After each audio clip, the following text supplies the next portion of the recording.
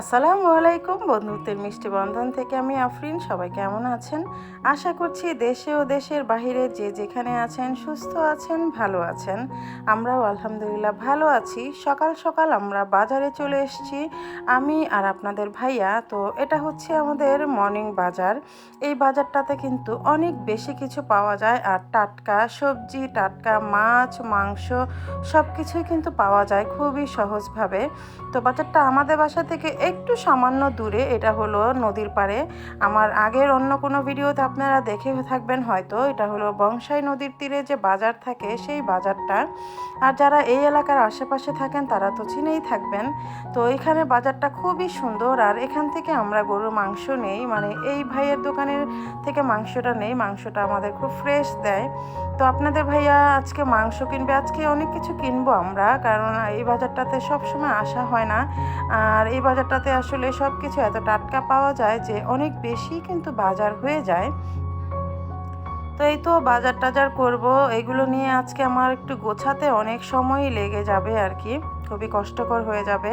জানি না আপনাদের সাথে আমি দুপুরে লাঞ্চ শেয়ার করতে পারবো কি না, কারণ আজকে যে পরিমাণ বাজার হচ্ছে, এখান থেকে হাঁস নেওয়া হয়েছে, তারপরে আরও অনেক কিছু আমি আপনাদেরকে দেখিয়ে দিব। আর এই সবজির দোকান থেকে আমরা সব সময় সবজি নিয়ে থাকি, কারণ এই ভাইয়াটার দোকান থেকে সবজি খুব টাটকা পাওয়া যায়। তো এখান থেকে গাজর, টমেটো, ধনিয়া পাতা, শসা এই সমস্ত নেব আর কি।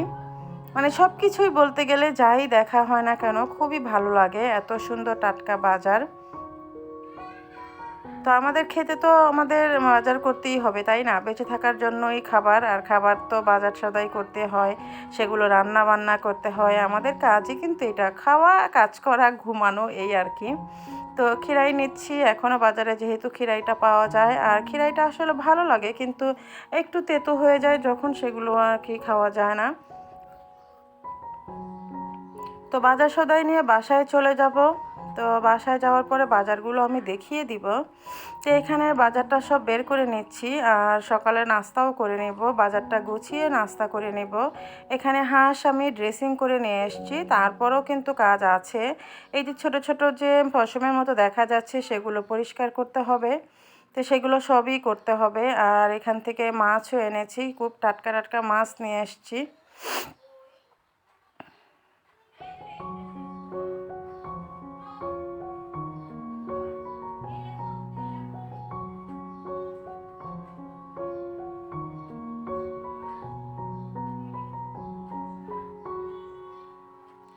তো এখানে আছে চিংড়ি মাছ, এটা মাসফিয়ার জন্য। মাসফিয়া এই বড় চিংড়িটা পছন্দ করে।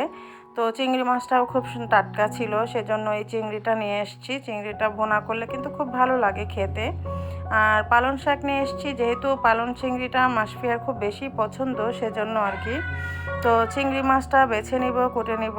আর হাঁসটা কিন্তু আমি দেখতে পেলেন আমি ড্রেসিং করে পরিষ্কার করে আমি অতটা ভালো করে বাছতে পারিনি, ফ্রিজে রেখে দিয়েছি, সব একসাথে পারা যাবে না।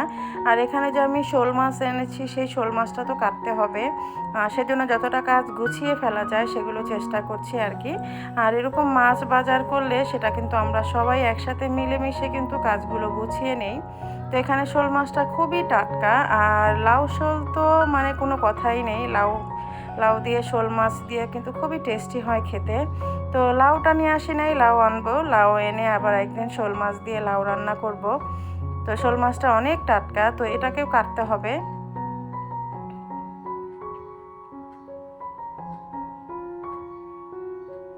তো এখানে একটা মুরগি নিয়ে আসছি, মুরগিটা হলো রোস্টের জন্য, মাসফিয়ার পছন্দ রোস্ট। তো ওর জন্যই মুরগিটা আনা, রোস্ট করব একদিন, আপনাদের সাথে অবশ্যই দেখিয়ে দিব। আর এটা হচ্ছে গরুর মাংস। তো বললাম যে ওই ভাইয়ের দোকান থেকে গরুর মাংসটা নিয়ে এসেছি। গরুর মাংসটা অনেক বেশি টেস্টি হয় ওই দোকানের, খুব ফ্রেশ মাংস দেয় আমাদেরকে। তো গরুর মাংস নিয়ে এসেছি, দেশি মুরগি, হাঁস, শোল মাছ, চিংড়ি মাছ, এই আর কি। কারণ মাছটা মানে আমরা একটু দেখে শুনে বুঝে শুনে আনি, যে কোনো মাছ আসলে খেতে পারি না, ছোট মাছগুলো বেশি ভালো লাগে খেতে। তো সেভাবে করে ছোট মাছটা আজকে রান্না হয়নি। আর এখানে আছে তেলাপিয়া মাছ। এই মাছটা আমরা অনেক দিন, মানে অনেক দিন বলতে ভুল হবে, বেশ কিছু বছর পরে, প্রায় অনেক বছর পরে এই মাছটা আমার কেন জানি আনতে ইচ্ছে হলো। খুব টাটকা দেখেছি, মাছগুলো খুব লাফাচ্ছে পানিতে। তো এই জন্য নিয়ে এসেছি, ভাবলাম এটা কাটা ছাড়া মাছ। কেন জানি এই মাছটা আপনাদের ভাইয়া পছন্দ করে না, তেলাপিয়া মাছ। তারপরেও আজকে প্রথম মানে আমি আনলাম, প্রথম না সরি, আমি বেশ বললাম যে আমি অনেক বছর আগে আমি খেয়েছি, তারপরেও খাওয়াটা বন্ধ করে দিয়েছিলাম তেলাপিয়া মাছ, যে তেলাপিয়া মাছ খেলে নাকি সমস্যা হয়। যেটা অনেক দিন পরে কেন জানি দেখে খেতে ইচ্ছে করলো, তো নিয়ে আসলাম। আপনাদের ভাইয়া খায় না, তো ওনার জন্য শোল মাছ থাকবে আর তেলাপিয়া মাছটা আমরা খাবো।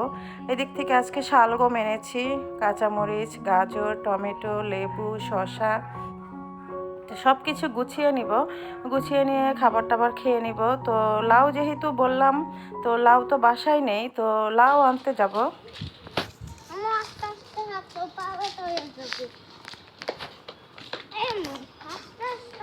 আস্তে আস্তে তো হাঁটে না, হাঁটতে তো হয় জোরে জোরে।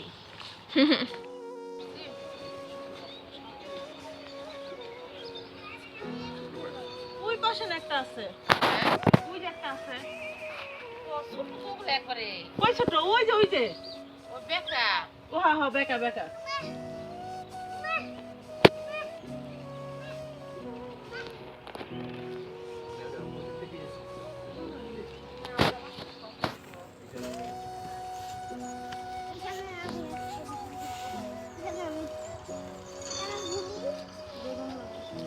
Side side.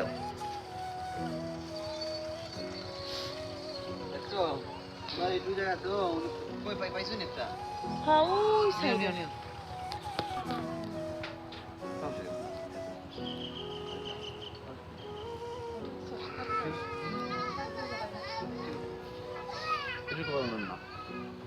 Can. তুমিও যাও, তুমিও যাও বাবু, তুমি যাও, তুমি যাও।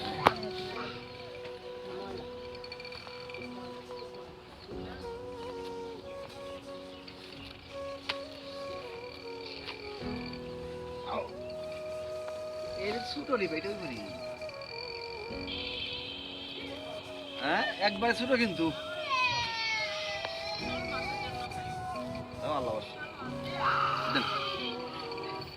পাই না শুধু এবার খাওয়া যায় না।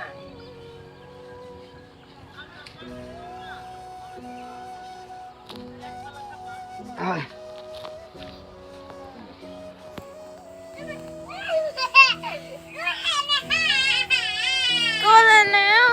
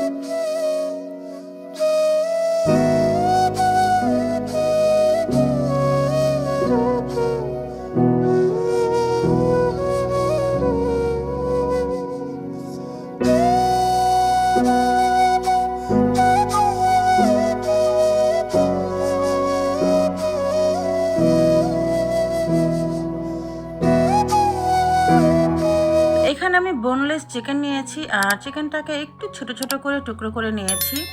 এরকম বোনলেস চিকেন কিন্তু আমাদের বাসার সবারই থাকে, কারণ চিকেনটা আনা হলে এই বোনলেস চিকেনটা কিন্তু আসলে খাওয়া হয় না, এটা আমরা রেখে দিই কোনো রেসিপি তৈরি করার জন্য। তো এখানে আমি 1 কাপ পরিমাণ নিয়েছি চিকেন, আর এখানে আমি কিছু সবজি নিয়েছি। আপনারা এখানে দেখতে পাচ্ছেন, এখানে গ্রিন ক্যাপসিকাম আছে, এটা আছে রেড ক্যাপসিকাম, আর দিব ইয়েলো ক্যাপসিকাম। খুবই অল্প পরিমাণে আমি দিচ্ছি, আপনারা আপনাদের পরিমাপটা বুঝে তারপরে দিবেন। আমি ছোট ছোট টুকরো করে নিয়েছি। এখানে আছে গাজর, গাজরটাকে আমি একটু পাতলা করে টুকরো করে নিয়েছি। এখানে আছে পেঁপে, মানে কাঁচা পেঁপে, কাঁচা পেঁপেটাকেও আমি খুবই পাতলা করে নিয়েছি। আর যেহেতু এখন শীতকাল, শীতকালে আমি এখানে বাঁধাকপিটা ইউজ করেছি। আপনারা যে কটা সবজি সবসময় হাতের কাছে পাবেন সেটা দিয়েও করতে পারেন। আর এখানে আমি পেঁয়াজগুলোকে একটু কিউব কিউব করে নিয়েছি, একটু পাতলা পাতলা করে ছাড়িয়ে ছাড়িয়ে নিয়েছি। আর এখানে ব্যবহার করব 2 থেকে 3টা কাঁচামরিচ। তো রান্নায় চলে যাব। আমি এখানে একটা প্যান বসিয়ে দিলাম, দিয়ে দিচ্ছি সামান্য পরিমাণের তেল। এখানে আমি রসুন বাটা দিচ্ছি, আদা বাটা দিচ্ছি হাফ টিস্পুন করে। আপনারা চাইলে এখানে কুচিটাও ব্যবহার করতে পারেন। আমি একটু সামান্য লবণ দিলাম, লবণটা একটু বুঝে দিবেন, যেহেতু আমি এখানে সয়া সসটা ব্যবহার করব, তো লবণটা একটু কম দিবেন। লাস্টে আপনারা একটু টেস্ট করে তারপরে দিয়ে দিবেন। তো একটু হালকা একটু ফ্রাই করে নিচ্ছি। এরপর আমি দিয়ে দিলাম এখানে বোনলেস যে চিকেনটা আমি ছোটো ছোটো করে রেখেছি, সেটা চিকেনটাকে একটু হালকা ভাজা করে নিব।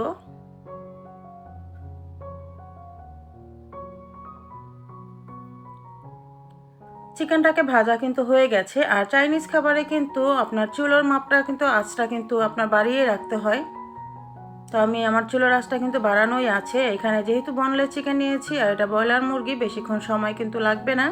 এখানে আমি দিয়ে দিচ্ছি গাজর স্লাইস করে রেখেছি, সেটা গ্রিন ক্যাপসিকাম, রেড ক্যাপসিকাম আর দিব ইয়েলো ক্যাপসিকাম।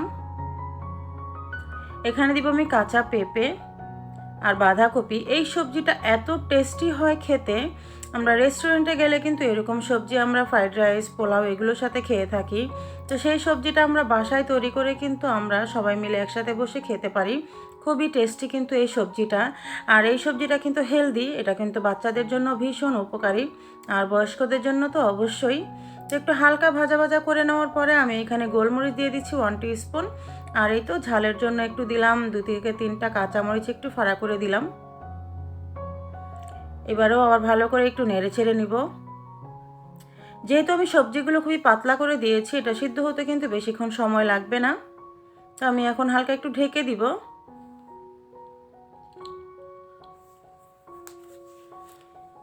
আমি এখানে সয়া সস দিয়ে দিচ্ছি। সয়া সসটা আমি 1.5 টেবিল চামচের মতো দিলাম, একটু নেড়ে ছেড়ে দিব।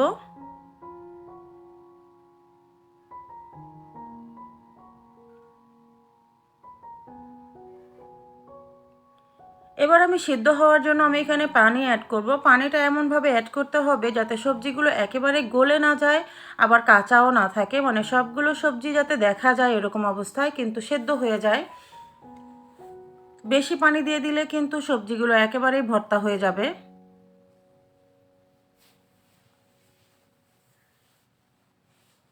তো আমি আরেকটু নেড়ে ছেড়ে দিব।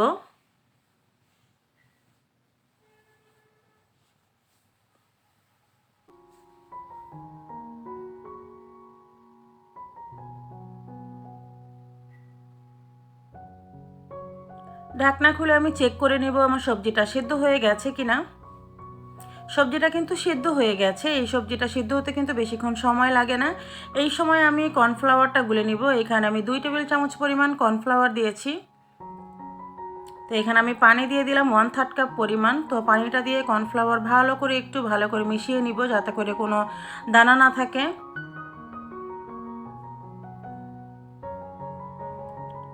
এরপর আমি অল্প অল্প দিব আর অল্প অল্প মেশাতে থাকবো।